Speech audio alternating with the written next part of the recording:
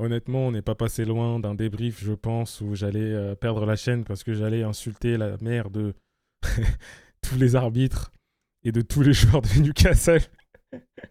Non, les gars, très sérieusement, là, je parle très sérieusement. On n'est pas passé loin. Mais ceux qui étaient là en live le savent. Avant le match, j'ai dit mon pronostic. J'ai dit, les gars, aujourd'hui, on prend des points. Et aujourd'hui, on part avec un 2-1. La VOD du live, elle est disponible sur la chaîne. Je vous laisse aller voir. J'ai dit, les gars, ça sera 2-1 aujourd'hui. Je sais pas pourquoi, je l'ai senti. Voilà, pour une fois, je prends mes fleurs. Un match compliqué, Saint James Park. Déjà, tu sais que c'est compliqué, c'est dur. Stade de fou, ambiance de fou. Équipe de rugbyman en face. Donc voilà, compliqué. Mais en plus, t'as l'arbitre contre toi. Et ça, c'est quand même une dinguerie. T'as l'arbitre contre toi. C'est fou. Je vais faire dans l'ordre. Parce que je sais qu'il y en a qui vont commencer à. Déjà, j'en ai déjà eu dans le chat là. Des Reds qui sont venus me dire vous gagnez grâce à l'arbitre. Parce que sur la situation de Gabriel, il y a main. Vos grandes gorges, on les a pas entendus s'ouvrir quand c'était la situation avec Gyökeres, bizarrement. J'ai vu aucun tweet. J'ai entendu aucune corde vocale, aucune gorge se déployer pour dire ah ouais, il y a penalty pour Arsenal. Mais par contre, sur l'autre situation, là, vous venez l'ouvrir. C'est quand même terrible. Il y a aussi une main de Guimarães. On va pas en parler, c'est pas grave. C'est pas grave. C'est juste, à un moment donné, faut pas tomber faire les caliméros où c'est que nous, tout le temps, nous, on se fait voler et tout. Tout le monde se fait voler en PL tous les week-ends. Chaque week-end, il y a une équipe qui se fait voler. Aujourd'hui, c'est failli être notre tour. Au final, ça l'a pas été. En tout cas, aujourd'hui, et l'honnêteté de dire que l'arbitrage a été catastrophique et il a commencé par nous enfler, nous. Et je dis enfler pour être poli.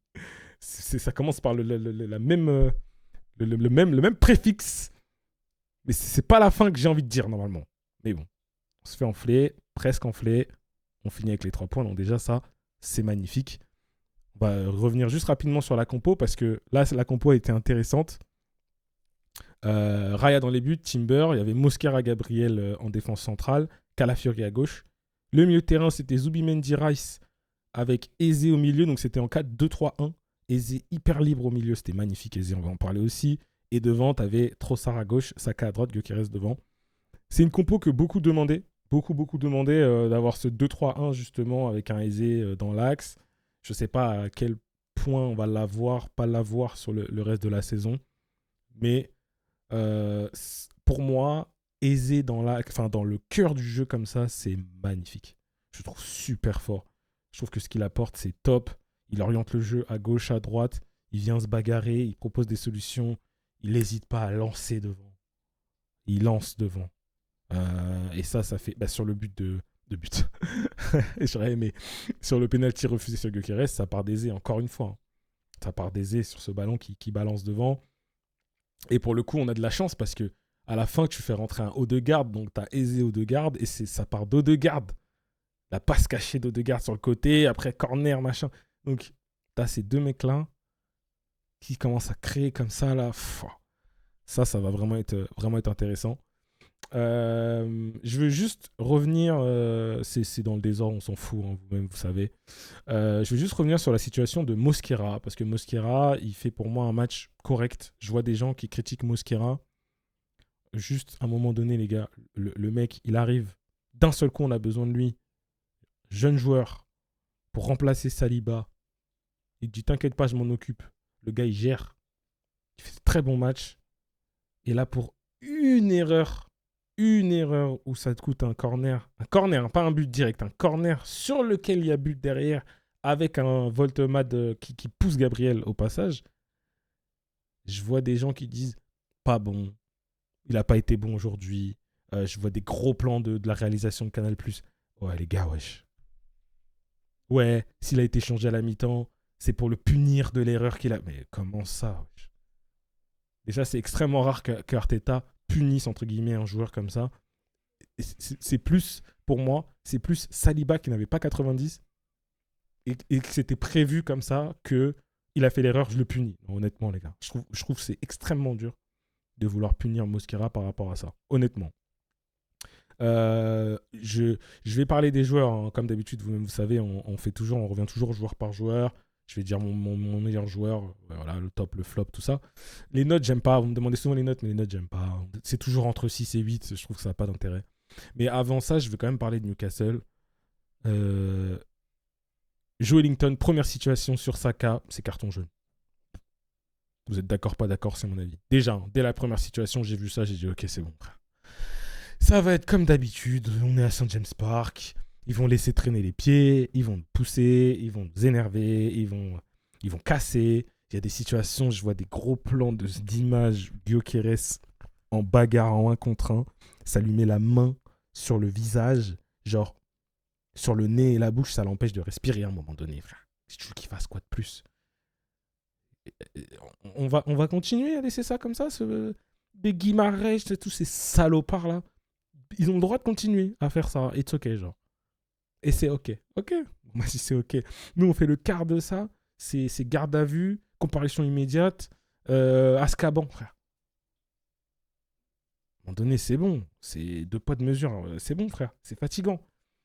Honnêtement, c'est fatigant. Bref, quand même, parlons des joueurs parce que les joueurs le méritent. Pour moi, on fait une très bonne mi-temps. Après, on sort la première période, on sort du match avec la situation du penalty, avec le but derrière, Saka notamment. Pour moi, il sort complètement de son match, mais c'est pas de sa faute aussi parce que ton coach sort du match. Il y a un moment donné, Paul Chucriel qui nous explique, moi j'ai pas vu la séquence, je sais pas si vous l'avez vu, qui nous explique qu'Arteta apparemment va mettre la pression à Joe Ellington. Enfin bref, tu peux pas avoir tes 11 joueurs sur le terrain qui gardent leur sang-froid si toi-même tu le gardes pas. Donc ça, c'est pas possible. À la mi-temps, il revient, il a un autre visage, Arteta, je trouve, beaucoup plus apaisé. Il parle avec Anthony Taylor, il est assez calme. Il n'est pas forcément d'accord, on sent qu'ils débattent, mais c'est plus apaisé, c'est plus calme. Et c'est ça qui permet aux joueurs derrière de se dire, bon, attends, ok, on se calme, on redescend. Tu peux pas leur demander d'être calme si toi-même t'es excité, frère. Donc ça, j'avoue, ça m'a un peu... Tout le monde est sorti de son match, dont moi. Hein. Moi, en live, je suis sorti aussi de mon match parce que j'étais vénère, mais moi, on s'en fout. Moi, je suis un clown d'internet. Eux, c'est leur taf. Ils peuvent pas manquer de sang-froid comme ça, même si on se fait encore voler, je sais. Mais non, ils peuvent pas. Mais on fait quand même globalement une bonne mi-temps, je trouve. Ça joue plutôt bien. Et puis après, c'est le bus après. Après, c'est le bus. Qu'est-ce que tu veux faire? C'est le bus. Donc, tu pousses. Tu sais pas si ça va rentrer ou pas. Eux, ils essayent de casser le rythme à fond. Et puis, tu as les changements qui arrivent assez tard, je trouve. Moi, j'attendais d'autres changements. Je n'ai pas compris au début. Mais encore une fois, il fait rentrer Merino. Merino, il marque. Est-ce que je dois l'ouvrir ou pas? Ce que je te dis. Je dois juste la fermer, frère. Merino, il rentre, il marque. Je me tais. Coaching gagnant, bravo. Bravo. Et j'aurais pas imaginé ces changements-là. Et j'avais aussi proposé à un moment dans le live de voir Eze et Odegaard évoluer ensemble. Après, je me suis dit, non, il fera pas ça, Mickaël. Donc, quand j'ai vu le faire, je me suis dit, ok, il tente vraiment le tout pour le tout. Tu passes en 3-5-2 et tout. Je suis en mode, ok, why not? C'est bien. Et donc, quand Merino marque, moi, je suis pas satisfait, en vrai. Pour ceux qui regardent je sais qu'il y en a qui regardent les rediffs le moment des buts et tout pour voir comment je réagis. Je suis pas satisfait parce que pour moi, ce match-là, on doit le gagner. Arteta qui annonce les 8 minutes de temps additionnel avant que ce soit annoncé par l'arbitre. Donc, on le sait. Et moi, je vous le dis, je sais que ça va passer. Je sais que ça va passer et ça finit par passer. Et ça fait plaisir. Gabriel qui, je vais pas dire sauf son match parce que son match est bon, globalement. Enfin, correct. Il nous habitue à de meilleurs matchs. Mais là, avec ça, en tout cas, il nous envoie sur la lune, donc ça fait plaisir. On se rapproche de Liverpool qui a perdu des points hier en plus, donc ça, c'est très très bien. Juste quelques joueurs sur lesquels je veux m'arrêter. Raya fait un match très correct, j'ai pas rien à lui dire. Timber fait un très bon match, je trouve. Je trouve qu'il est très très fort, Timber sur son côté. Que ce soit offensivement comme défensivement, il est excellent.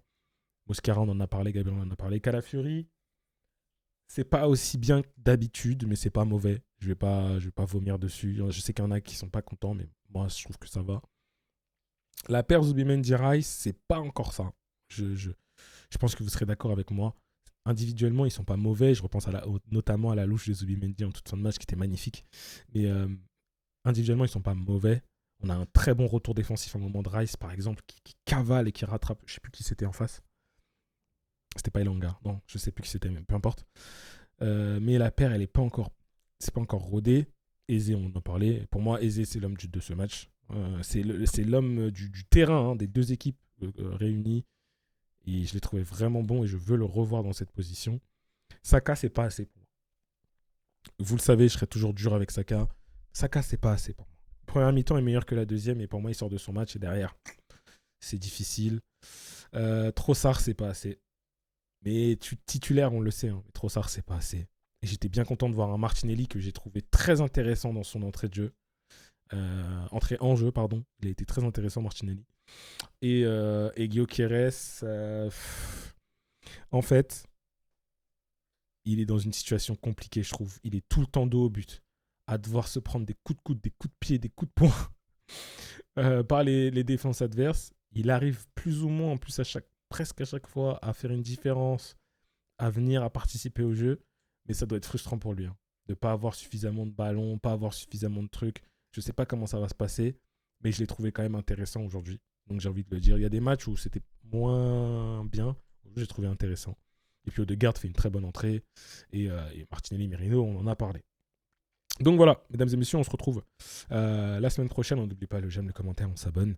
La semaine prochaine, ce sera Ligue des Champions contre Olympiakos. Et je vous dis à la prochaine pour de nouvelles aventures. Peace.